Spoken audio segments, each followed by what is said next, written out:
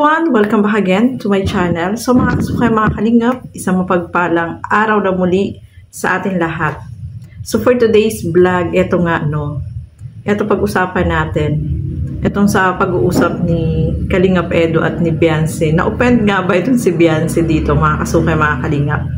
So alamin po natin sa video na ito. Pero bago natin simulan, huwag niyo pong kakalimutang mag-subscribe. Val Santos Matubang, Kalingap Rob at Edna Vlogs. Sa tayong lingkod, Gandang Emmy. Sa mga hindi pa po nakapag-subscribe, please subscribe and please hit the notification bell para lagi po kayong updated sa aking mga ina-upload na mga reaction video.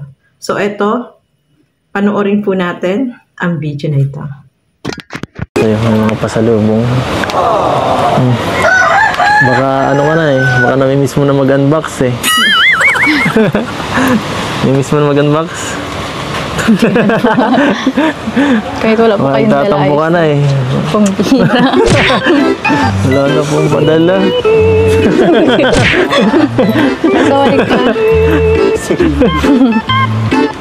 Hindi pa ako ganun. Wala kayong dala, ayos lang. Kahit wala. Kahit ako lang. Kahit ikaw lang. Ay, joke lang. Joke lang. Puro ka joke. Patuhanin mo naman.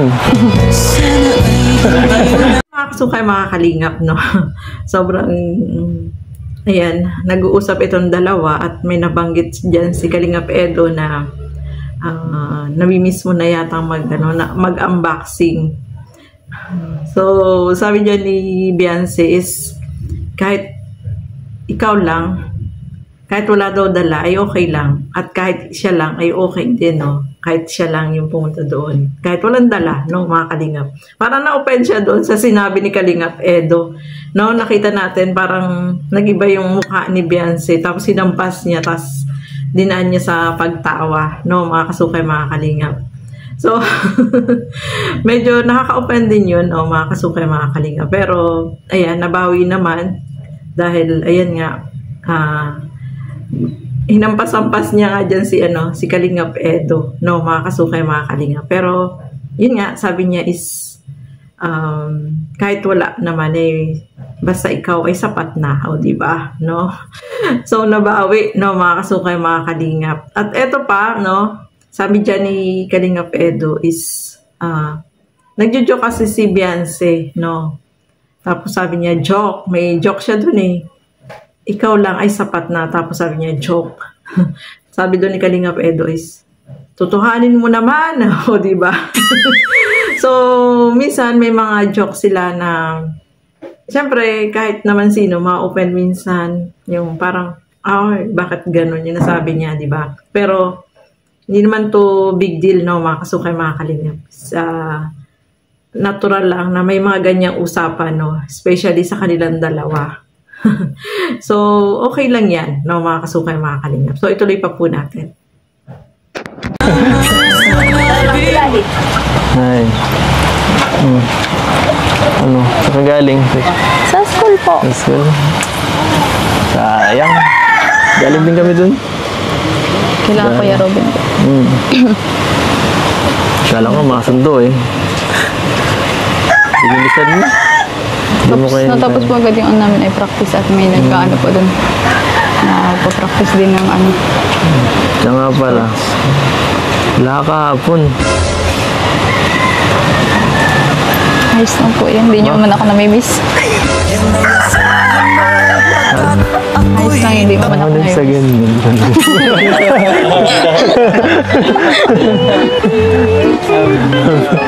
Ano?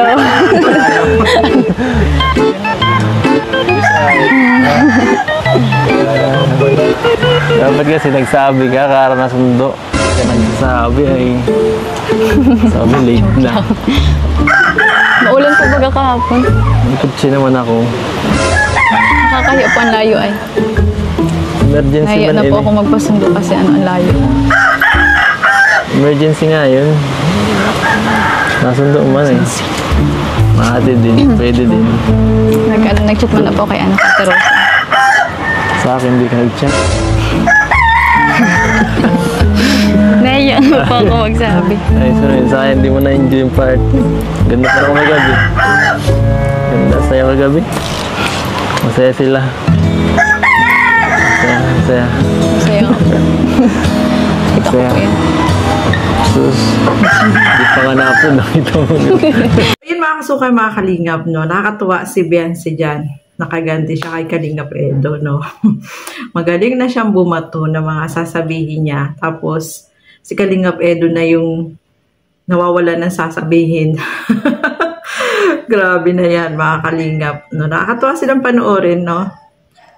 Ito naman, hindi nga naka-attend doon si Beyonce sa birthday celebration ni Roseanne dahil sabi niya umuulan, tapos gabi na. Siyempre, kapag gano'n na umuulan, mahirapan sumakay. Kung ako naman kay Kalingap Edo, ang gagawin ko naman, tatanungin ko siya kung gusto niya magpasundo, no? Wag na niya antayin na sabihin ni Beyonce na sunduin siya. Siyempre, kahit sinong babae, may hiya naman na magsabi na, "Uy, sunduin mo ako para makapunta ako sa birthday celebration, no, ni Roseanne." So, may pagkukulang dito si Kalingap Edo kasi dapat tinanong niya si Beyonce kung gusto niya pumunta at gusto mo ba sunduin kita, di ba? Dapat ganun. So, yun. Better luck next time, no? Kapag may mga ganyan celebration, is lagi naman silang nagchat-chat, di ba, no? So, pwede niya sabihin kay Beyonce na kung gusto mong umattend dahil nag-uulan, pwede naman kitang sunduin dyan sa inyo, di ba? Ganun. Ako, Kalingap Edo, next time. So, yun, no? At magaling na si Beyonce na bumato kay Kalingap Edo na mga sasabihin. At napansin nyo, si Eds natutulala, natatamimi siya. Nagugulat siya sa mga sinasabi ni Beyonce, mga kalingap. Kaya, natatawa na lang silang dalawa. So, iyan, ituloy pa po natin. May pagkain ako. Kiss mo daw siya, Eds. Yung yung baby ha, yung kiss mo ha. Magkamali. Baka magkamali. Yung sa draws nga eh. Grabe guys. Sabay niyang i-kiss yung baby. One, two, three. One, two, three.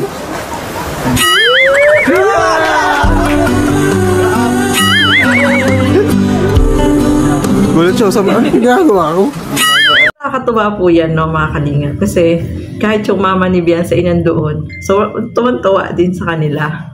Si Eds talaga is mahilig po talaga siya sa mga bata, no? Malapit siya sa mga bata, kaya yung kapatid ni Beyonce ay lagi niya yung kinakalong, no? Pero ngayon ayaw sumama sa kanya kasi itong si baby ay nangingilala na yan, no? Ilang months na yan, no? Mga kasukay, mga kalingap. Kaya yan. Nakakatuwa naman, no? Parehas nilang kinis yung kapatid ni Beyonce, no? Baby bayaw ni Kalingap Edo, o diba? Sobrang nakakatuwa pong panoorin, no? Kahit sila ay sobrang natuwa dito ko sa dalawa, mga kalingap. Mahalo sa alawa eh. Baka pwede makipag-overnight. Sleep over. Balik ko Kuya Bal ha. Dala niyo na po yung banig ni Kuya Bal. Binigay pa lang sa akin kanina eh. Tagal na eh. Tagal na hinahanap to. Kasi saan dito pwede makilatag. Kahit din lang ako sa labas. Sige po, joke lang. Ako lang bantay. Bantay lang oh. Sige na po. Di ba pamana sa akin ni Kuya Bal. Pamana sa akin ni Kuya Bal.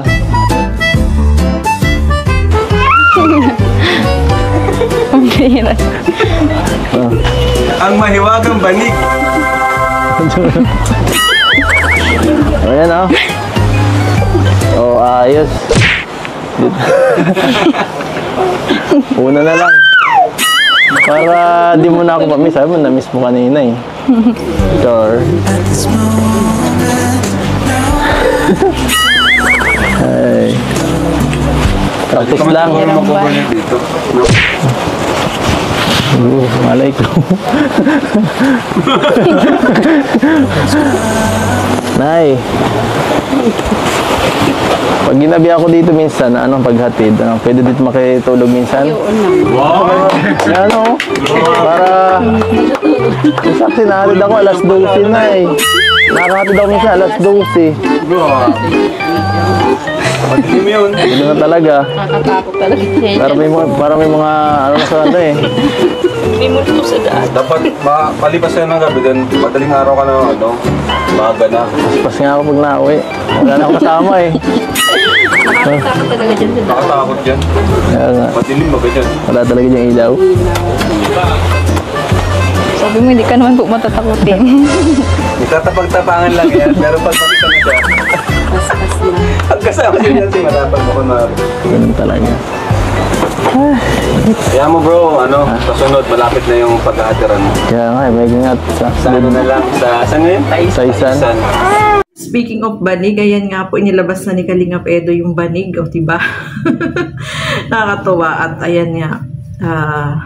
Kasi pag hinahatid niya si Biancy, syempre gabi na, minsan naabot na ng alas 12. Delikado, no? Delikado rin kasi sa daan. Kasi yung daan papunta kay Biancy is wala namang ilaw, madilim, no? Lalo na kung gabi na. Nakakatakot din. Kaya, ayan nga, nagpapaalam siya kay mama ni Biancy na kung pwede, na doon siya matulog kapag inabot na ng ganong oras. Kasi, delikado talaga po, no, mga kasukay, mga kalingap. So, yung mama naman ni Biancy ay okay lang, no? Kasi alam din nila na delikado talaga magbiyahe, lalo na kung gabi mag-isa ka lang, wala kang kasama, no, mga kasukay, mga kalingap. Pero, narinig natin kagabi, no, sa live ni Kuya Bal na sinamahan siya ni Jello Mags sa paghatid dito kay Biancy. Kasi gabi na nga, no, mga kasukay. Mas maganda na yung ligtas na makauwi. May kasama siya para safe, no? Kasi sabi nga niya, kapag mag-isa na lang siya, yung binibilisan niya yung takbo ng sasakyan niya. Kasi syempre natatakot din niya, no? Hindi niya lang sinasabi, no? Mga kasukay, mga kalingap. Kaya, mas maganda, may kasama siya pag uuwi ng ganong oras ng gabi, no? Mga kasukay, mga kalingap. At isa pa, yung bahay nila, no? Malapit na po yun, mga kalingap. At abang-abang tayo, no? Sa ribbon cutting at mas mapapabilis na yan, no? Kasi talagang nag-overtime po yung mga trabahador, yung mga karpintero para mas mapabilis at mapaaga yung pag-ribbon cutting dito sa bahay nila Biancy, no, mga kalingap. So, ayan, grabe, no? Sobrang nakakatuwa silang panoorin at masaya tayo, no, mga kasukay, mga kalingap. So, ayan, hanggang dito na lamang po muna. Maraming salamat po sa inyong panonood at lagi po natin supportahan lahat ng mga Kalingap partners, Kalingap reactors. No, hanggang dito na lamang po muna. Keep safe everyone. Thank you for watching. Mabuhay po tayong lahat. Bye-bye!